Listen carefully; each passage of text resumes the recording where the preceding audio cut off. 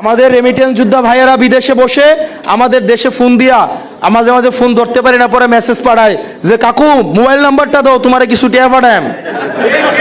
দেয়া গেছে বেটায় বেতন পায় 17,000 টিয়া, বউ হচ্ছে কয় টিয়া দেও না কেন গ্যাঞ্জাম করে, এই বেটাও আমার 5,000 টিয়া দিত ঘুরে।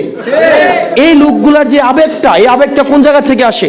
দেবিদ্বারের প্রতি ভালোবাসা, দেবিদ্বারের প্রতি আন্তরিকতা, দেবিদ্বারের যে ইতিবাচক উন্নয়ন। এই আমাদের প্রবাসী রেমিটেন্স যোদ্ধা ভাইরা যারা আছেন, আমি আপনাদেরকে অনুরোধ করব, ভোট যাকে ইচ্ছা তাকে দেন, কোনো সমস্যা নাই, কিন্তু এবার আপনি আপনার ভোটটা দেন। কারণ আপনাদের রেমিটেন্স যে দালালের চক্করে থাকেন, ভিসা নিয়ে জটিলতা থাকেন, এম্বাসিগুলোতে যে আপনাদেরকে হয়রানি করা হয়, আপনাদেরকে বেতন ভাতা নিয়ে যে সমস্যা করা হয়, এগুলো সরকার এতদিন পর্যন্ত সমাধান করে নাই।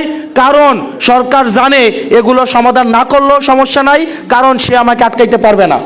কিন্তু যদি সরকার বুঝে যে রেমিটেন্স যোদ্ধারাই আগামী নির্বাচনের ফ্যাক্টর, তাহলে রেমিটেন্স যোদ্ধাদের খুশি করার জন্য তাদের সমস্যাগুলো সরকার আগে সমাধান করবে।